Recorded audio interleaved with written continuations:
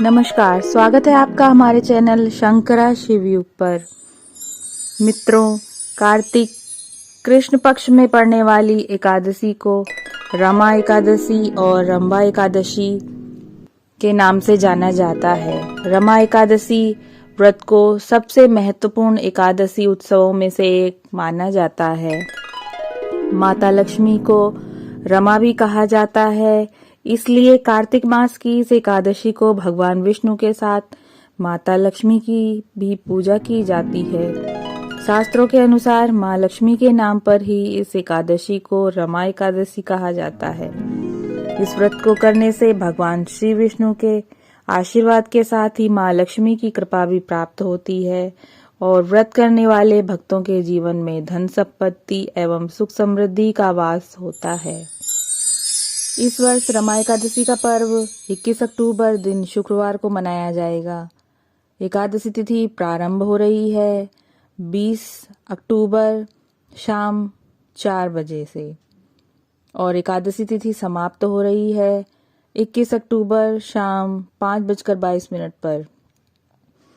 22 अक्टूबर को व्रत के पारण का समय रहेगा सुबह 6:11 से 8:32 तक। हिंदू मान्यताओं और ग्रंथों के अनुसार रमा एकादशी व्रत का पालन करके मनुष्य अपने पिछले समस्त पापों से मुक्ति पा सकते हैं।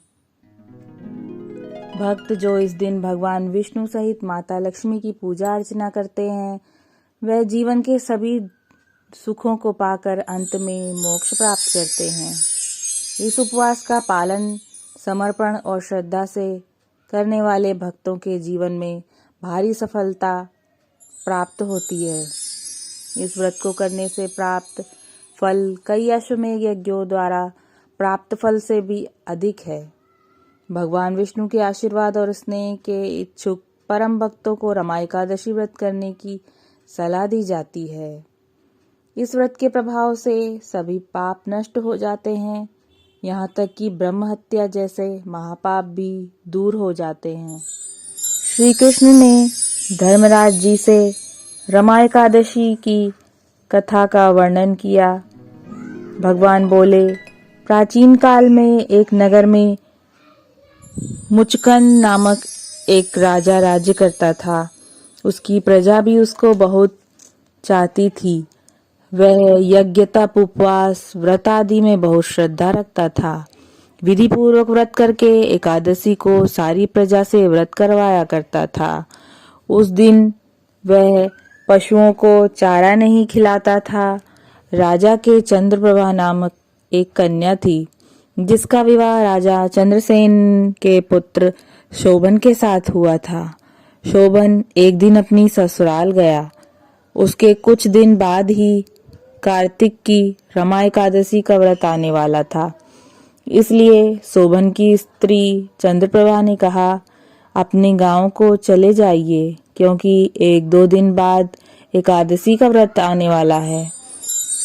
मेरे पिता की आज्ञा है कि इस दिन सारी प्रजा व्रत करे। जो नहीं करता है वह भारी दंड को पाता है। आप व्रत करके भूख प्यास सहन नहीं कर सकोगे, इसलिए यहाँ से चले जाना ही ठीक है। शोभन ने कहा कि मैं यहीं रहकर व्रत करूंगा। एकादशी के दिन शोभन ने व्रत किया और भूख प्यास न सह सकने के कारण वह मर गया। इस व्रत के प्रभाव से मरने पर शोभन मंदराचल पर्वत का राजा बन गया। एक दिन एक ब्राह्मण घूमता हुआ मंदराचल पर्वत पर पहुंचा। तब उसने शोभन से राजा बनने का कारण पूछा। शोभन ने कहा, मैंने अपने ससुराल में एकादशी का व्रत किया था, उसके प्रभाव से ही यह सब हुआ है। शोभन ने कहा, यदि मेरी रानी चंद्रप्रभा एकादशी का व्रत करके उसका पुण्य मेरे अर्पण कर दे तो उसका फल मुझे प्राप्त हो जाएगा और हमारा राज्य स्थिर हो जाएगा। ब्राह्मण ने जाकर रानी को सब हाल कहा। रानी ने रमा एकादशी का व्रत किया और उसका पुण्य अपने पति को अर्पण कर दिया। व्रत के प्रभाव से राजा को उसका फल प्राप्त हो गया और उनका राज्य स्थिर हो गया और दीर्घ काल तक उन्होंने सुखपूर्वक शासन किया। ओम नमो भगवते वासुदेवाय नमः।